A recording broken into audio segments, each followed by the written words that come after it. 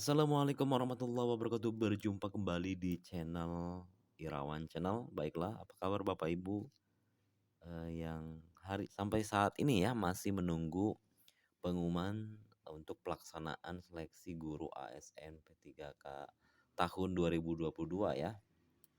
Tentunya di sini kalau kita melihat progres mungkin sebentar lagi akan dilaksanakan seleksi P3K Guru tahun 2022 ya. Di sini melihat progresnya memang sudah sampai persiapan pendaftaran ya. Tentunya diharapkan untuk guru honorer yang akan ikut seleksi tentunya mempersiapkan segala bentuk atau apapun materi yang berhubungan dengan P3K guru ya, khususnya guru.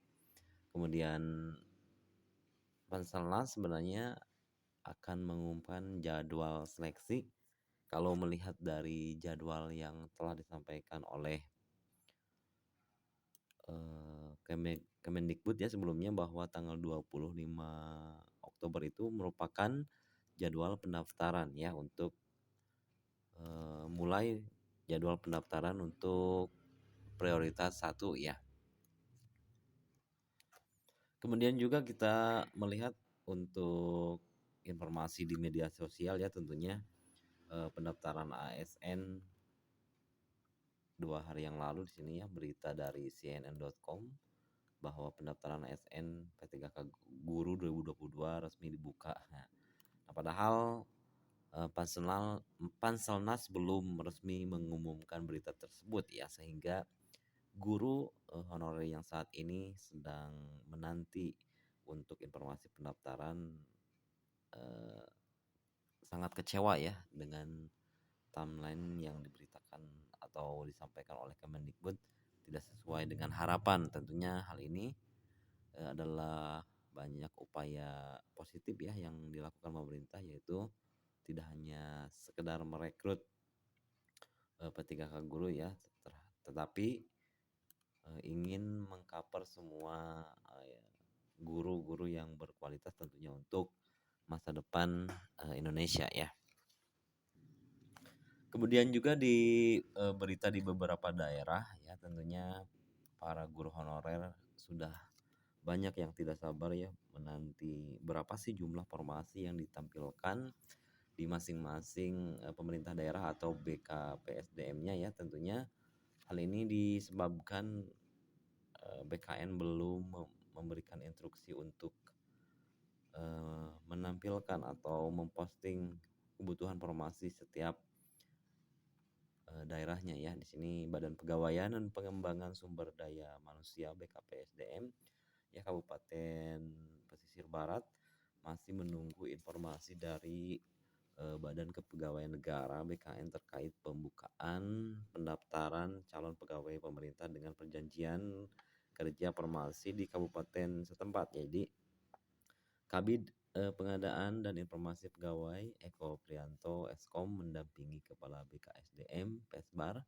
Sri Agustini SKM menyatakan informasi terkait pengumuman pembukaan pendaftaran CPNS formasi guru itu sudah diterima, tinggal menunggu pelaksanaan pendaftaran. Nah, ini juga berlaku untuk beberapa kabupaten ya, khususnya untuk Kabupaten Bandung yang sudah menerima jumlah formasi atau kebutuhan formasi ASN P3K guru untuk wilayah Kabupaten Bandung, namun belum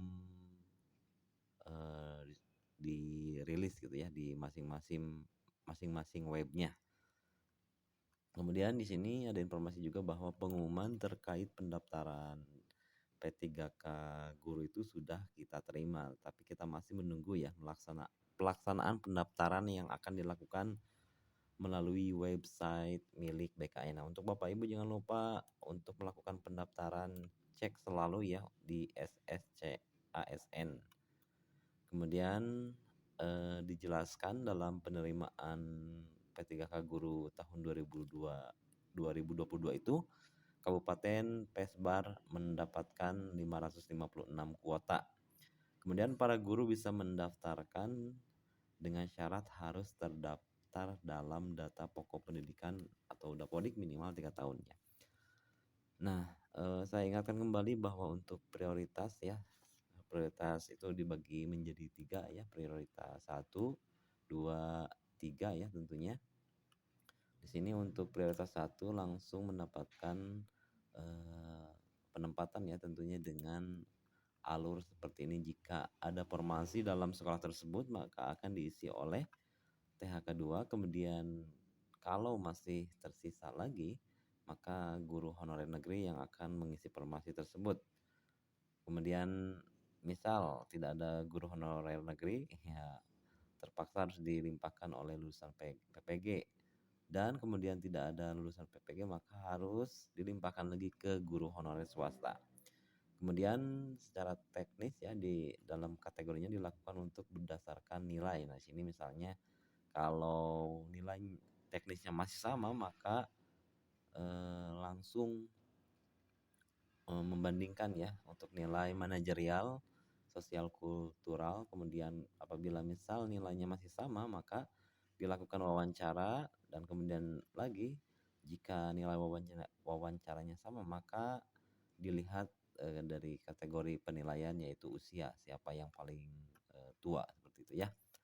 Kemudian secara alur seleksi ya, ini untuk prioritas 1 yang tentunya ada formasi di sekolahnya ya, seperti yang Bapak Ibu ketahui bahwa untuk P1 ini jika ada formasi maka akan langsung penempatan ya. Kemudian dilakukan proses pemberkasan dan bisa ditugaskan di sekolah yang ada formasi tersebut. Nah, kemudian ada skema yang kedua ya, bahwa jika Bapak Ibu pelamar prioritas 1 kemudian tidak mendapatkan formasi atau tidak tersedia formasi, maka Bapak Ibu bisa memilih 2 opsi ya. Yang pertama, ya masih bertahan di sekolah tersebut tapi masih sebagai guru honorer di tempat tugas masing-masing ya. Kemudian jika Bapak Ibu misalnya memilih option tidak, maka akan dilakukan turun prioritas entah itu menjadi P2 atau P3 atau pelamar umum.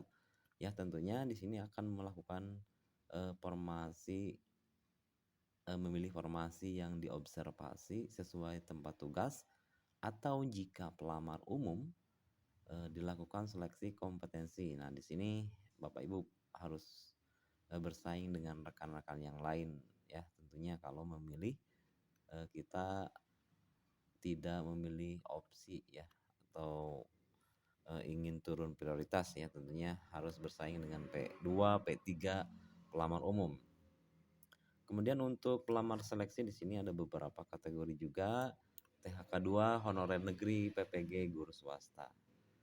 Nah, sedangkan untuk P2, P3 ya dilakukan kesesuaian. Kemarin kita sudah mengetahuinya bahwa untuk kesesuaian ini dilakukan ya oleh penilaian yang dilakukan oleh guru senior, kemudian kepala sekolah, pengawas, dan BKPSDM ya itu.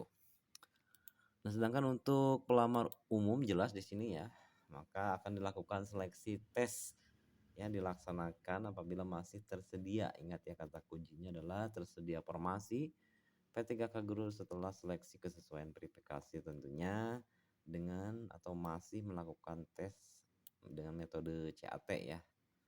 Nah, itulah informasi buat Bapak Ibu, informasi mengenai perkembangan seleksi ya. P3K Guru 2022, mudah-mudahan ada kabar baik untuk selanjutnya. Sekian, assalamualaikum warahmatullahi wabarakatuh.